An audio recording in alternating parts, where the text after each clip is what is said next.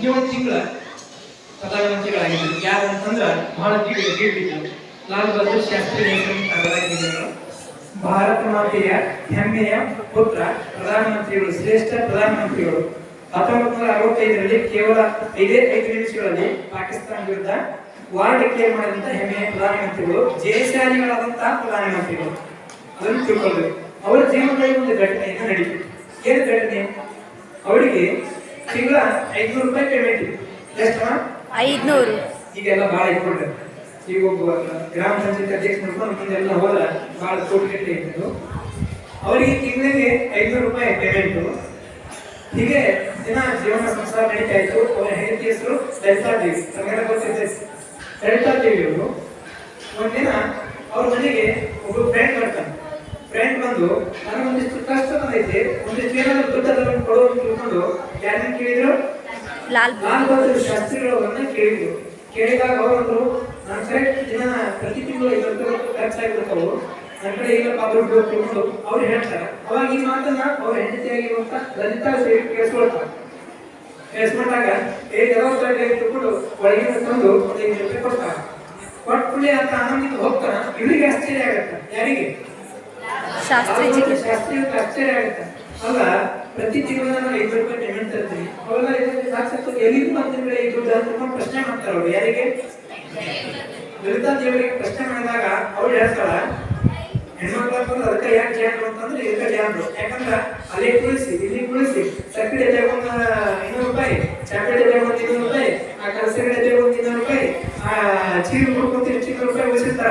ಅದನ್ನ ನಮಗೆ ನಮ್ಮ ಯಜಮಾನ ಕಳಿಸ್ಬಿಟ್ಟ ಹೋಗಿ ಜಳ ಹಾಕೊಂಡು ಬಂದ್ಬಿಡ್ತಾರೆ. ಅದಕ್ಕೆ ನಮ್ಮ ಕಾಯಕ ಅಂದ್ರೆ ಬಹಳ ಮನೆ ನಡೆಸ್ಬೇಕಂದ್ರೆ ಗೃಹಿಣಿ ಗೃಹ ಮುಚ್ಚತಿ ಅಂತ ಅದಕ್ಕೆ ಹೇಳಿದ್ರು. ಒಂದು ಮನೆ ಸರಿಯಾಗಿ ಇಟ್ಕೊಂಡ್ರೆ ಮನೆಯ ಮೇಟಿಸ್ತಂಭ ಅಂತಂದ್ರೆ ಗೃಹಿಣಿ, ಅವಳು ಚೆನ್ನಾಗಿದ್ದು ಮನೆ ಸರಿಯಾಗಿ ಹಿಡಿತೈತಿ ಅಂತ. ಅದಕ್ಕೆ ಅವಳ ತಾಯಿ ಅಲ್ಲಿ ಮುಗಿಸಿದ್ರು, ನೀವು ಏನು ಪ್ರತಿ ತಿಂಗಳು ಪೇಮೆಂಟ್ ತಗೊಂಡು ಬರ್ತಿದ್ರೆ 500 ರೂಪಾಯಿ, ಅದರಲ್ಲಿ 100 ರೂಪಾಯಿ ಉಳಿಸಿ ನಾನು ಇವ್ರು ಇಟ್ಟಿದ್ದೇವೆ ಪಟ್ಟಿ ಹಾಕಿಕೊಂಡು ನಡೆದಾಗ ಅವರು ಸರ್ಕಾರಕ್ಕೆ ಪತ್ರ ಬರೀತಾರೆ. ನೋಡಿ, ಯಾರು? ಲಾಲ್ ಬಹದ್ದೂರ್ ಶಾಸ್ತ್ರಿಗಳು ಪತ್ರ ಬರೀತಾರೆ. ಏನಂತ? ನನಗೆ ಇನ್ನೊಂದಿಷ್ಟು ಪೇಮೆಂಟ್ ಕೊಡಿ ಅಂತ. ಅಲ್ಲ ಸರ್, ನನಗೆ ತಿಂಗಳ ನೀವು ಎಷ್ಟು ಕೊಡ್ತಿದ್ರಿ?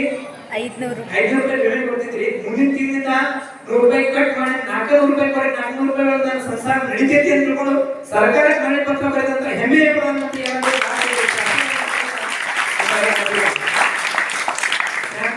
ಅವರ ಕರ್ತವ್ಯವನ್ನ, ಅವರ ನಿರ್ವಹಣೆಯನ್ನ ದಕ್ಷತೆಯಿಂದ ಮಾಡಿದ್ರು.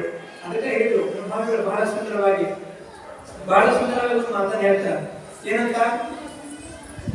ಇವು ಒಂದು ಇಂಗ್ಲಿಷ್ ಮಾತೈತೆ ನೋಡಿ, ನೀವು ನಿಮ್ಮ ಕರ್ತವ್ಯವನ್ನ ಮರೆತು ಲೋಪ ಮಾಡಿದ ನೀವೆಲ್ಲರಿಗೆ ತಲೆ ಬಾಕಬೇಕಾಗುತ್ತಂತ.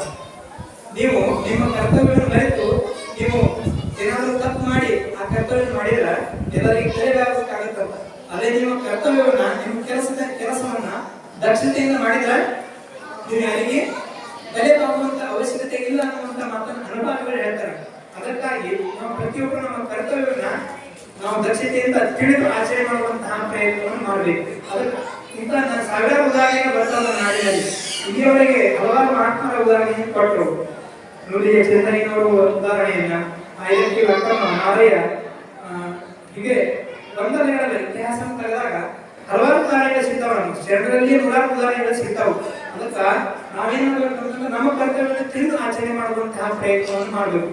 ಇವತ್ತು ನಾನು ಒಂದು ಪ್ರಶ್ನೆ ಮಾಡ್ತೀನಿ. ನಮ್ಮ ಉಪನ್ಯಾಸಕರಿಗೆ ತಿಳಿಸಿದ್ರು, ನಿಮ್ಮ ಯಜಮಾನರಾಗಿರೋದು ನೀವ್ಯಾರೋ ಮದುವೆ ನಿಮಗೆ ತಪ್ಪು ತಿಳ್ಕೋಬೇಡ. ಈ ಉದಾಹರಣೆ ನಮ್ಮ ಮನೆಯಲ್ಲಿ ನಮ್ಮ ತಂದೆ ದುಡ್ಡು ಬರ್ತಿರ್ತಾರೆ. 100 ರೂಪಾಯಿ ತರವ, 500 ರೂಪಾಯಿ ತರವ, 1000 ರೂಪಾಯಿ ತಂದ್ರ 5000 ರೂಪಾಯಿ ತರವ, 10,000 ರೂಪಾಯಿ ತಂದ್ರ ಮನೆಯಾಗ ನಾವೇನಂತೀವಿ? ಭಾಳ ಚಲೋ ಆಗಿದ್ದಪ್ಪ ಅಂತ ಏನ್ ಮಾಡ್ತೀವಿ? ಫ್ರೀಜ್ ಒಳಗೆ ಇರ್ತೀವಿ. ಹೌದಲ್ಲ? ಎಲ್ಲಿಂದ ತಂದೆ ಪ್ರಶ್ನೆ ಮಾಡೋದಿಲ್ಲ. ಅದೇ ಪ್ರಶ್ನೆ ಮಾಡಿದ್ದೆ ಕರೆಯಾದ್ರೆ ನಾವು ಸಹಿತ ಶರತ್ತಾಗ್ತಿದ್ವಿ. ಆಗ್ಲಿಲ್ಲ. ಗಂಟು ಮಾಡೋದ ಒಳಗೆ ಫ್ರೀಜಾಗಿ ಇರೋದೇ, ಗಂಟು ಮಾಡೋದ ಫ್ರೀಜಾಗಿ ಇರೋದೇ ಅಲ್ಲ, ಸರಿ ಹೌದಲ್ಲ? ಹಿಂಗಾಗಿ ಅವ್ರು ಶರಣರಾದ್ರು ಮಹಾತ್ಮರಾದ್ರು, ನಾವೆಲ್ಲ ಇಲ್ಲೇ ಕೂತ್ಕೊಂಡಿವಿ. ಅದಕ್ಕೆ ನಾವು ಒಂದಿಷ್ಟು ತಿಳಿದುಕೊಂಡು ನಡಿಬೇಕು. ಇವತ್ತು ಬಹಳ ಸುಂದರವಾಗಿ ಕಾಯಕವೇ ಕೈಲಾಸ ಅನ್ನುವಂತ ಒಂದು ಟಾಪಿಕ್ ಹೇಳ್ತಾರೆ. ಇದರ ಅರ್ಥವನ್ನು ಸರಿಯಾಗಿ ತಿಳಿದುಕೊಂಡು ನಾವು ನಡೆಯುವಂತಹ ಪ್ರಯತ್ನ ಮಾಡಿದಾಗ ಮಾತ್ರ ನಮ್ಮ ಜನ್ಮ ಸಾರ್ಥಕ ಅನ್ನುವಂತ ಮಾತನ್ನು ಹೇಳ್ತಾ, ಹೀಗೆ ಒಂದು ಕುಟುಂಬ ಬಹಳ ಕಾಟ ಸಾಕಾಗಿಬಿಟ್ಟಿತ್ತು. ಯಾರಿಗೆ? ಯಜಮಾನ್ರಿಗೆ. ಹೋಮ್ ಮಿನಿಸ್ಟರ್ ಕಾಟ ಬಹಳ ಸಾಕಾಗಿಬಿಟ್ಟಿತ್ತು. ಹೋಮ್ ಮಿನಿಸ್ಟರ್ ಗೊತ್ತಾಗಿತ್ತಿಲ್ಲ ಅವರು. Yes sir. ಗೃಹಿಣಿ. ಹೆಂಡತಿ ಕಾಟ ಬಹಳ ಆಗಿಬಿಟ್ಟಿತ್ತು. ಅವಾಗ ತಿನ್ನಕ್ಕೆ ತಿಳಿ ತಿನ್ನಕ್ಕೆ ಅದನ್ನ ತಗೊಂಬ ಇದನ್ನ ತಗೊಂಬ ಅದನ್ನ ಮಾಡಿ ಹಿಂಗ ಸಾಕಾಗಿಬಿಟ್ಟಿತ್ತು. ಅವಂದ ನೀನೇನಾದ್ರೂ ನಾಳೆ ಹಿಂಗೆ ತಲೆ ತಿನ್ನಕ್ಕೆ ಪ್ರಾರಂಭ ಮಾಡಿದೆ ಅಂದ್ರ ಇಲ್ಲೇ ದೊಡ್ಡ ಕಾಲುವೆ ಐತಿ, HSC ಕಾಲುವೆ ಐತಿ. ನಾನು ಹೋಗಿ ಬಿದ್ದು ಹಾಕೊಂಡ್ಬಿಡ್ತೀನಿ ಅವನ್ನ. ಏನಂತ ಬಿದ್ದು ಸಾಕು ಬಿಡ್ತೀನಿ ನೋಡು ಅಂತ. ಅವಾಗ ಅಕ್ಕಿ ಏನನ್ಬೇಕು ಬಹಳ ಚಲೋ ಆದ್ರಿ, ಬೆಳಗ್ ಬೆಳತ್ರಿ, ಬಿದ್ದ ಮೇಲೆ ಹೊರಗೆ ಬರುವಾಗ ಒಂದಿಷ್ಟು ಮೇಲಾಗಿದ್ರೆ ಹಿಡ್ಕೊಂಬ ತಿನ್ನಕ್ ಕೊಡೋದಂತ ಏನ್ ಮಾಡ್ತೀರಿ? ಇಂಥ ಪರಿಸ್ಥಿತಿ ಆಗ್ಯಾವ. ಇನ್ನೊಬ್ಳು ಬಹಳ ಕಾಟ ಕೊಟ್ಟಿದ್ದಂತ. ಅವ ಎಲ್ಲ ಜ್ಯೋತಿಷಿಗಳ ಕಡೆ ಹೋಗಿ ಕೇಳಿದಂತ, ನನ್ನ ಹೆಂಡತಿ ಸಂಬಂಧ ಸಾಕಾಗ್ಬಿಟ್ಟೈತಿ, ಯಾಕರೆ ಕಟ್ಕೊಂಡು ಅನ್ನುವಾಗಬಿಟ್ಟೈತಿ ನನ್ನ ಪರಿಸ್ಥಿತಿ. ಇಲ್ಲಿ ಹೇಳ್ಬಿಟ್ಟೈತಿ, ನಾ ಒಂದಿನ ಚಪಾತಿ ಮಾಡ್ದಾಕಿ ರೊಟ್ಟಿ ಮಾಡ್ತಾಳ, ರೊಟ್ಟಿ ಮಾಡೋಣ, ಚಪಾತಿ ಮಾಡ್ತಾಳ, ಪಾಯಸ ಮಾಡ್ತಾಳ, ಹುಗಿ ಮಾಡಿರ್ತಾಳ, ಹುಗಿ ಮಾಡೋದು, ಪಾಯಸ ಮಾಡಿರ್ತಾಳ. ನನಗೊಂದು ಹುಡುಕಿ ಬಿಟ್ಟೈತಿ, ಏನಾದ್ರೆ ಒಂದಿದ್ರೆ ಅಂತ ಹೇಳಿ ತಗೊಂಡು ಹೋಗು ಸ್ವಾಮಿಗಳ ಹತ್ರ ಹೋದ್ರು. ಅವರು ಸ್ವಾಮಿಗಳು ಅಂದ್ರು, ಏನು ಮಾಡಬೇಡಿ, ನೀವು ಇವತ್ತಿಂದ ಒಂದು ಪ್ರಯೋಗವನ್ನು ಮಾಡಿ. ದಿನ ನೀನ್ ಏನಂತ ಬಿಡ್ತಿದ್ದು ನನಗೆ ಗೊತ್ತಿಲ್ಲ, ಇವತ್ತು ಮನೆಗೆ ಹೋಗ್ತೀಯಲ್ಲ, ಮನೆಗೆ ಹೋದ್ಮೇಲೆ ಆಕಿ ಏನನ್ನ ಹೇಳಿ ಬಹಳ ಚಂದ ಆಗೈತೆ, ಅಮೃತ ಆದಂಗೆ ಆಗೈತೆ ಒಂದಿಷ್ಟ ನೀನು ಅಂತ ಹೇಳಿದ್ರು. ಯಾರು ಹೇಳಿದ್ರು? ಸ್ವಾಮೀಜಿ. ಸ್ವಾಮಿಗಳು ಹೇಳಿ ಕಳಿಸಿದ್ರು. ಪಾಪ ಇಷ್ಟೆಲ್ಲ ಇವರಿಗೆ ಎಲ್ಲ ಕಡೆ ಹೋಗಿ ಎಲ್ಲ ಮುಗಿದ್ಬಿಟ್ಟಾವು. ಕೊನೆಗೆ ಇನ್ನೊಂದು ಪ್ರಯತ್ನ ಮಾಡಿ ನಾನು ತಿಳ್ಕೊಂಡು ಆತ ಅನ್ಕೊಂಡು ಮನೆಗೆ ಹೋದ. ದಿನ ಏನ್ ಮಾಡ್ತಿದ್ದ, ಹೋಗ್ತಾರೆ ಮನೆ ಹೊರಗೆ ಚಪ್ಪಲಿ ಬೆಳೆದ ಪ್ರಾರಂಭ ಮಾಡ್ತಿದ್ದ. ಹಂಗ ಹಿಂಗ ಪ್ರಾರಂಭ ಮಾಡಿದ್ಮೇಲೆ ಯಾಕೆ ಪ್ರಾರಂಭ ಮಾಡ್ಬಿಟ್ಟಿದ್ರು. ಇವಾಗ ಅರ್ಥ ಆಗುತ್ತಲ್ಲ? ಈಗ ಈ ಕಡೆ ಒಂದು ಬೆಂಕಿ ಆಗ್ತಂದ್ರೆ ಈ ಕಡೆ ನೀರ್ ಆಗ್ಬೇಕು, ಈ ಕಡೆ ನೀರ್ ಆಗ್ತಂದ್ರೆ ಈ ಕಡೆ ಬೆಂಕಿ ಆಗ್ಬೇಕು. ಎರಡು ಬೆಂಕಿ ಆದ ಜ್ವಾಲಾಮುಖಿ, ಎರಡು ಬೆಂಕಿ ಆದ್ರೆ ಮೈ ಮುಗಿದೋಗುತ್ತೆ. ಎರಡು ನೀರಾದ್ರೆ ಹರ್ಕೊಂಡು ಹೋಗ್ಬೇಕಾಗತ್ತೆ. ಒಬ್ರು ಬೆಂಕಿ ಆದ್ರೆ ಒಬ್ರು ನೀರ್ ಹಾಕ್ಬೇಕು, ಒಬ್ರು ನೀರ್ ಹಾಕಿದ್ರೆ ಒಬ್ರು ಬೆಂಕಿ ಆಗ್ಬೇಕು. ಹೌದಲ್ಲ? ದಿನ ಹೋಗಿ ಹೊರಗೆ ಶುರು ಮಾಡ್ಬಿಟ್ಟಿದ್ದ, ಅಲ್ಲಿ ಹೊರಗೆ ಶುರು ಮಾಡ್ಬಿಟ್ಟು ಇವತ್ತೇನ್ ಮಾಡಿದ, ಅಸರ್ ಏನ್ ಹೇಳ ಪ್ರಯೋಗ ಮಾಡಿಕೊಂಡು ಕೊನೆ ಪ್ರಯತ್ನ ತಿಳ್ಕೊಂಡು ಮನೆಯೊಳಗೆ ಹೋದ. ಏನೂ ಅಂದಿಲ್ಲ, ಸುಮ್ಮನೆ ಹೋಗಿ ಕೈಗೆ ಕಚ್ಕೊಂಡು ಸುಮ್ಮನೆ ಮನೆಯೊಳಗೆ ಕುತ್ಕೊಂಡ. ಯಾಕಂದ್ರೆ ಯಜಮಾನ್ರು ಇವತ್ತು ಸುಮ್ಮನೆ ಮಾಡಿಲ್ಲ ಅಂತ ಕನ್ಸಾಗ ಅರ್ಥ ಆಯ್ತಲ್ಲ? ದಿನ ನಾವಾಗಲೇ ಶುರು ಮಾಡ್ತಿದ್ರು, ಇವತ್ತೇನು ಸುಮ್ಮನೆ ಮಾಡಿಲ್ಲ ಅಂತ ಸುಮ್ಮನೆ ಇದ್ದೀವಿ ಆಗಲಿಲ್ಲ. ಸುಮ್ಮನೆ ಕಾಟ್ ತಂದಿಟ್ಟು ಅವತ್ತು ಏನಾಯ್ತು ಅಂತ ಹೋಳಿಗೆ ತಂದು ಇಟ್ಟಿದ್ವಿ. ಏನಿದ್ದು? ಹೋಳಿಗೆ. ಹೋಳಿಗೆ ತಂದು ಹೋಳಿಗೆ ಗೊತ್ತಿಲ್ಲ. Yes sir. ಈಗ ನೀವು ಭಾಳ ಚಂದ ಮಾಡ್ತೀವ ಹೋಳಿಗೆ. ಒಂದು ಕರ್ನಾಟಕ ನಕಾಶೆ ಹೌದಾ? ಕಲ್ತ್ಕೊಳ್ಬೇಕು, ಎಲ್ಲವನ್ನೂ ಕಲ್ತ್ಕೊಳ್ಬೇಕು. ಅಡಿಗೆ ಮಾಡೋದನ್ನ ಕಲ್ತ್ಕೊಳ್ಬೇಕು. ಕೇವಲ ಶಾಲೆಗೆ ಹೋಗೋದು ಅಷ್ಟೇ ಅಲ್ಲ, ಯಾವಕ್ಕೋ ಬರ್ತೀವಿ ಪುಸ್ತಕ ಅಡಿಗೆ ಮಾಡ್ತಿದ್ದೀವಿ. ಏನ್ ಮಾಡ್ತಿದ್ದು? ಪುಸ್ತಕ ಓದಿ ಅಡಿಗೆ ಮಾಡ್ತಿದ್ದಂತ ಎಲ್ಲ ಬಂದಿತ್ತು ಅಂತ ಹಿಟ್ಟನ್ನು ಚೆನ್ನಾಗಿ ನಾದಿ 1 ಗಂಟೆ ಇರಬೇಕು, 1 ತೊಲೆ ತುಂಬ್ತಾರೆ. ಏನ್ ಬಂದಿತ್ತು? ಹಿಟ್ಟನ್ನು ಚೆನ್ನಾಗಿ ನಾದಿ 1 ಗಂಟೆ ಇರಬೇಕು ತೊಲೆದಂತ ಚೆನ್ನಾಗಿ ನಾದಿ ಬಿಸಿ ಬಿಸಿ ನೀರಾಗಿ ಚೆನ್ನಾಗಿ ನಾದಿ ಆ ಕಡೆ ಕಡೆ ಒಂದು ಪುಸ್ತಕ ಒಂದು ಬೆಟ್ಟದಂದ್ರೆ ಗಂಟೆ ಇರ್ತಂತೆ.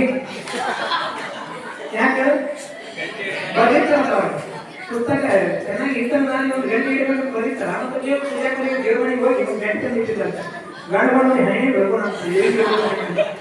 ಇದು ನಮ್ಮ ಮೊದಲು ಹಣೆ ಮನೆ ಐತಿ. ಈಗ ಏನಾಗೈತಿ? ಮೊದಲು ಹಣೆ ಮನೆ ಮತ್ತೆ ನೀವು ಎಷ್ಟಿದ್ದೀರಿ ಯಾವ ನಿಮ್ಮ ಬಗ್ಗೆ ನಾವು ಹೋಳಿಗೆ ಹೋಳಿಗೆ ಹೋಳಿಗೆ ತಂದು ಹೇಳಿದ್ರು. ಹೋಳಿಗೆ ತಂದು ಹೇಳಿದ್ರು. ಹೋಳಿಗೆ ತಂದು ಹೇಳಿದ್ಮೇಲೆ ಏನ್ ಹೇಳಿದ್ರು? ಸಾಂಬಾರು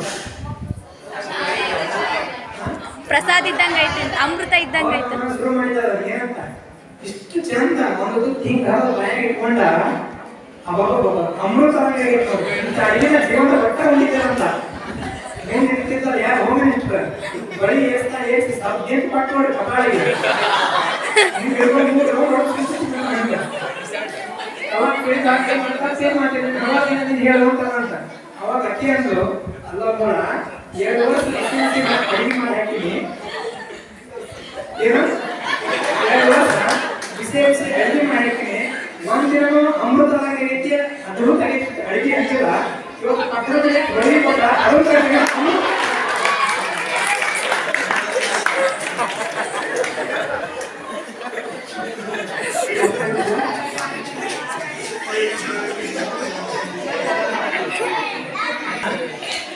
ಅದಕ್ಕೆ ಕಳ್ಕೊಳ್ಬೇಕು ಅನ್ನಿಸ್ತು. ಸಂಸಾರ ಅಂದಾಗ ಎಲ್ಲ ಇರೋದೆ, ಏರಿಗಳು ಎಲ್ಲ ಇರೋ. ಈಗ ಸಮುದ್ರದ ಅಡಿಯೊಳಗ ನೀರು ನಿಂತಿದ್ರೆ ನಾ ಇಸ್ಕ ನಿಂತಿದ್ರೆ ಸಾಧ್ಯ ಇರ್ತದೋ? ಸಮುದ್ರದಲ್ಲಿ ಎಂತ ನಿಲ್ಲಕ್ಕೆ ಸಾಧ್ಯ? ಎಂದೂ ನಿಲ್ಲದಿಲ್ಲ ಸಮುದ್ರ ಅಲೆಗಳು. ನಿರಂತರ ಒಂದಾದ್ಮೇಲೆ ಒಂದು ಬರಲ್ಲ. ಅದೇ ರೀತಿ ಸಂಸಾರ ಅಂದಾಗ ಒಂದು ಕಷ್ಟ ನಷ್ಟ ನೋವು ಎಲ್ಲ ಬರುವಂತಾವ ಅವಂತೊಳಗೆ ತಡ್ಕೊಂಡು ನಾವು ಜೀವನವನ್ನು ಸಾಗಿಸದೆ ಕರೆ ಆದ ನಮ್ಮ ಜೀವನವೂ ಸಹಿತ ಸರ್ವಾಂಗ ಸುಂದರ ಆಗುತ್ತೆ ಅನ್ನುವಂತ ಮಾತನ್ನು ಹೇಳ್ತಾ, ಏನೇ ಬಂದರೂ ಸಹಿತ ನೀವು ಒಂದಿಷ್ಟು ತಾಳಿಕೊಂಡು ಒಂದಿಷ್ಟು ತಾಳಿದವನು ತಾಳಿ ಅನ್ನುವಂತ. ಅದಕ್ಕೆ ಏನೋ ಒಂದು ಸ್ವಲ್ಪ ಸಿಟ್ಟಿಗೆದ್ದು ಏನೋ ಅಂತಾರೆ ಶಿಕ್ಷಕರು, ಅದನ್ನು ಸಿಟ್ಟಿಗೆಳೋದಲ್ಲ. ಯಾತಕ್ಕಂತಾರ ನಮ್ಮ ಒಳ್ಳೆಯದಕ್ಕಾಗಿ ಟೀಚರ್ಸ್ ಬೈತಾರಂದ್ರ ನಮ್ಮ ಒಳ್ಳೆಯದಕ್ಕಾಗಿ ಬೈತಾರೆ ಅನ್ನುವಂತ ಮಾತನ್ನು ನಾವೆಲ್ಲ ಸ್ಮರಣೆಯಲ್ಲಿ ಇಟ್ಟುಕೊಂಡು ನಮ್ಮ ಜೀವನ ನಡೆಸಿದ್ದೇ ಕರೆ ಆದ್ರ ನಮ್ಮ ಜೀವನವೂ ಸಹಿತ ಸರ್ವಾಂಗ ಸುಂದರವಾಗುತ್ತೆ ಅನ್ನುವಂತ ಮಾತನ್ನು ಹೇಳ್ತಾ, ನೀವು ಸಹಿತ ಚೆನ್ನಾಗಿ ಅಧ್ಯಯನ ಮಾಡಿ ಮುಂದೆ ಉನ್ನತ ಹುದ್ದೆಗಳನ್ನು ತಲುಪಿ ಅನ್ನುವಂತ ಮಾತನ್ನು ಹೇಳ್ತಾ, ಎಲ್ಲ ಬಸವಾದಿ ಶಿವಶಿವ ನಿಮ್ಗೆ ಅಂತಹ ಒಂದು ಬುದ್ಧಿಯನ್ನ ಕೊಡಲಿ ಅನ್ನುವಂತ ಮಾತನ್ನು ಹೇಳಿ ನಮ್ಮ ಮಾತಿಗೆ ವಿರಾಮ ಕೊಡ್ತಾ ಇದ್ದೀವಿ. ನಮಗೆ ಶರಣು ಚೆನ್ನಾಗಿ